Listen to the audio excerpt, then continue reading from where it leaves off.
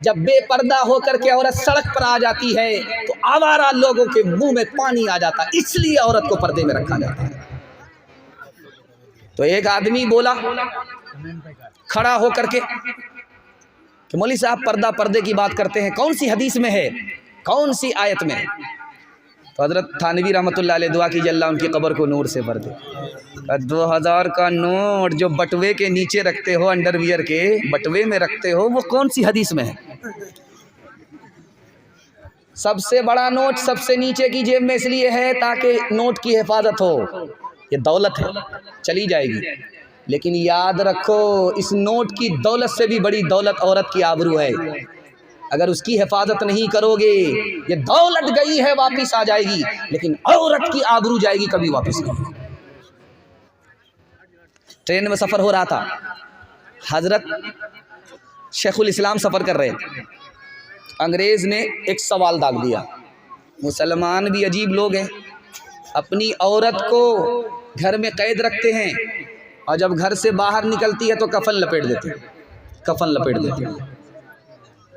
तो हजरत ने कोई जवाब नहीं दिया। एक नींबू लिया, चाकू लेकर के उसको काटा और नमक डाल करके, पानी डाल करके नींबू को निचोड़ा। उस अंग्रेज से पूछा कि आपके मुंह में नींबू के देख करके पानी आया कि नहीं आया? उस अंग्रेज ने कहा हाँ आया। ठीक, आखिरी मिसाल पर पैगाम ख़त्म कर रहा हूँ, आप लोग मुकम्मल सुनने के लिए तैयार हैं? अपनी औरत की आबरू भी बचाएंगे, ईमान की भी हिफाजत करेंगे। हाथ उठाइए इंशाअल्लाह, ध्यान से सुनिएगा।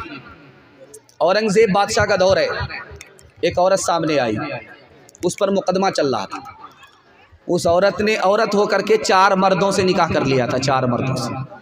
तो बादशाह ने पूछा कि ओ औरत, तूने औरत होकर के 4 मर्दों से क्यों निकाह किया? का क्या गलत किया? रामपुर जलसे में गई थी, मसला सुना था, अमल किया?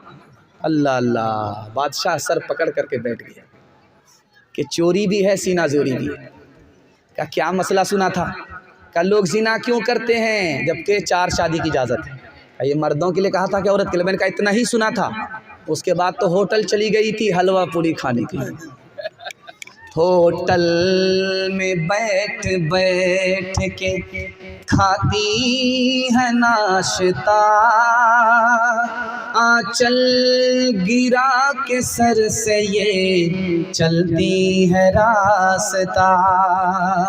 होटल में बैठ बैठ के खाती है नाश्ता, आंचल गिरा के सर से ये चलती है रास्ता। पर्दे की इनको कोई ज़रूरत नहीं रही, भी फातिमा सी अब कोई औरत नहीं रही। आखिरी मिसाल सुनने के लिए आप लोग तैयार हैं?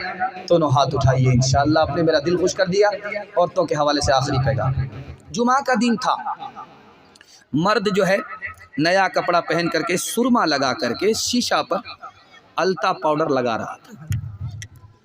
तो बीवी ने कहा बूढ़ी घोड़ी लाल लगाम, ये इतना बनाओ सिंगार क्यों कर रहे हो? कोई दिल में काला तो नहीं है? क्या नहीं नहीं नहीं, जुमा पढ़ने के लिए जा रहा हूँ। इतना एहतमाम तो पहले नहीं करते थे, ज़रूर दिल में कोई इरादा है। बीवी समझ गई इसकी दूसरी शादी का इरादा है। कहा अगर जुमा पढ़ने के लिए जा रहे हो तो क्या दिक्कत है, 1 गिलास पानी पी लो। जैसे ही पानी पिया कि 3 दिन सो गए, एतवार में आँख खुली। अल्लाह अल्लाह अल्लाह। उसके बाद वज़ू बना करके, सुरमा लगा करके जब मस्जिद जाने लगे कि जुमा पढ़ने के लिए जा रहा हूँ, तो बीवी ने कहा कि आज इतवार है, जुमा तो 3 दिन पहले गुजर चुका है, शादी का इरादा बदल दो। अभी तो नींद की गोली घोल करके खिलाया था, 3 दिन में उठे। अगर इरादा नहीं बदलोगे तो अगली बार जहर की गोली घोल करके खिलाएंगे, सीधे क़यामत में उठो। शौहर आया बाहर से, पंजाब से, तो बीवी से कहता आ हा हा हा, ऐसा होता, इतना अच्छा बंदर मिल रहा था, तुम्हारे लिए ख़रीद करके लेकर के। तो बीवी कहती है आ हा हा हा, इसमें परेशान होने की क्या बात है, बंदर नहीं लाए तो क्या फ़र्क पड़ता है, मेरे लिए तो सबसे बड़े बंदर आप ही।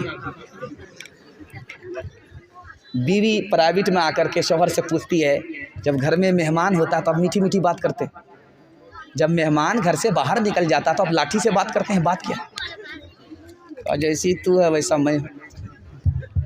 जब मैं घर में रहता हूँ तो तू अटीचर फटीचर रहती है। पुराना कपड़ा, फटा पुराना कपड़ा, न नहाना है न धोना है, न बनाओ सिंगार, कुछ नहीं। और जहाँ बाज़ार निकलना है तो बन सवर करके नया कपड़ा अलमारी से ढूंढ ढूंढ करके नीचे वाले बक्से से निकाल करके पहना जाता है। तो जैसी तू है वैसा मैं। तीसरा नमूना आपकी खिदमत पे आ रहा, ध्यान से सुनिएगा इसको। आप देखेंगे कि औरतें झाड़ फूँक कराने वाले के पास जाती हैं। एक औरत आई, झाड़ फूँक वाले से कहा कि देखिए मेरी तरकीब मजबूत कर दीजिएगा, जो पैसा चाहिए आपको मिलेगा, बात बात पर मेरा शौहर हमको मारता है, आप ऐसी तरकीब कर दीजिए कि कभी उसको मारने की नौबत ही ना आए।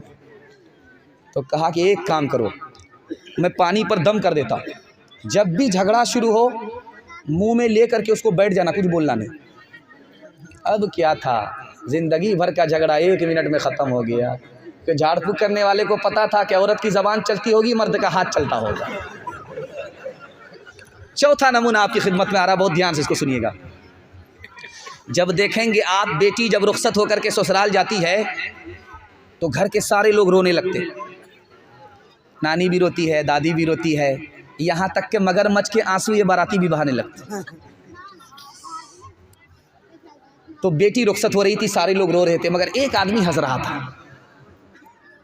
तो बच्चा कहता अब्बा सबका रोना तो समझ में आ रहा, बेटी रुखसत हो रही है, मगर एक आदमी क्यों हंस रहा? का कौन बेटा, कौन हंस रहा? का ये दूल्हा बाबू हंस रहा। अल्लाह अल्लाह अल्लाह, रुमाल में मुंह छुपा करके हंस रहा था, दूल्हा बाबू हंस रहे। कहा कि अल्लाह ये हंस रहा।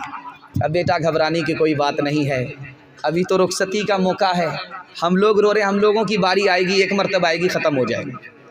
तो इस बदनसीब को ज़िंदगी भर रोना है, इसलिए हंस रहा है।